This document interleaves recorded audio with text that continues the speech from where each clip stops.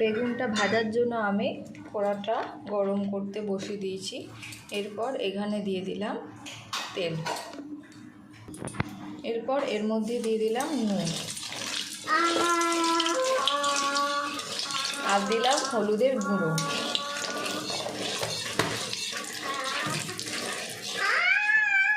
একটা বড় সাইজে বেগুন নিয়েছিলাম, সেটাকে এরকম টুকরো করে কেটে নিয়েছি। সমস্ত টুকরোগুলো আমি এর মধ্যে দিয়ে দিলাম। বেগুনটা ঢাকা না দিয়েই ভালো করে ভেজে নিতে হবে। দেখুন বেগুনটা আমার ভাজা ভাজা একটু হয়ে আসছে, কিন্তু আরও একটু ভালো করে বেগুনটা ভেজে নিতে হবে। বেগুনটা আমার ভাজা হয়ে গেছে। এবার বেগুনটা আমি একটা পাত্রের মধ্যে তুলে নেব। সমস্ত বেগুনগুলো আমি এখানে তুলে নিয়েছি। এবার এই কড়ার মধ্যে দিয়ে দিলাম তেল। ফোড়ন হিসেবে আমি এখানে দিলাম গোটা জিরে।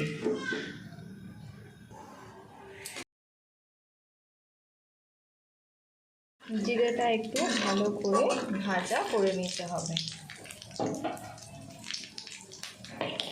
এরপর এর মধ্যে দিয়ে দেব স্লাইস করে কেটে রাখা পেঁয়াজের কুচি। পেঁয়াজটা এখানে ভালো করে ভেজে নিতে হবে।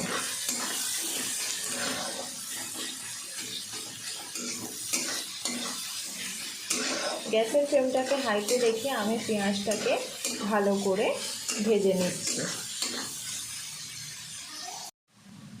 পেঁয়াজটা আমার ভাজা হয়ে গেছে।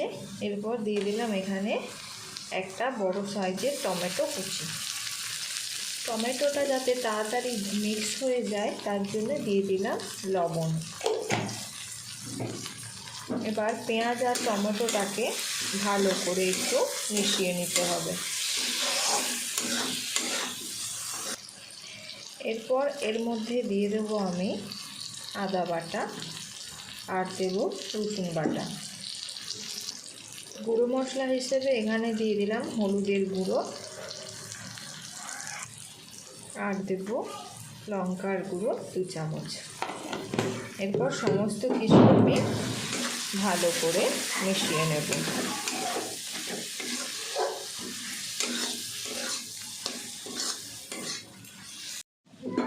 এরকমভাবে মশলাটাকে ভালো করে কষিয়ে নিতে হবে।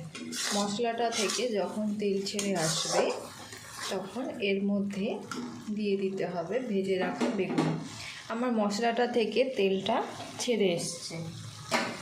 এরপর দিয়ে দিলাম আমি ভেজে রাখা বেগুন।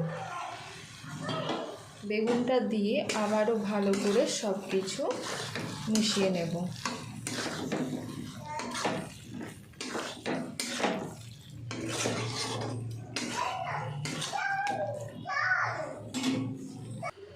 এরপর আমি এখানে দিয়ে দিলাম জল।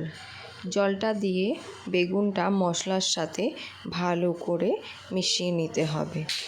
এইভাবে মিশিয়ে নেওয়ার পর ঢাকা দিয়ে রাখতে হবে।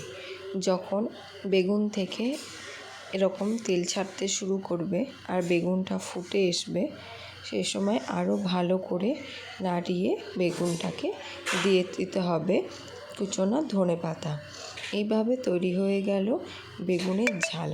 আপনারাও বাড়িতে ট্রাই করবেন। আর ভালো লাগলে একটা লাইক, কমেন্ট, শেয়ার প্লিজ।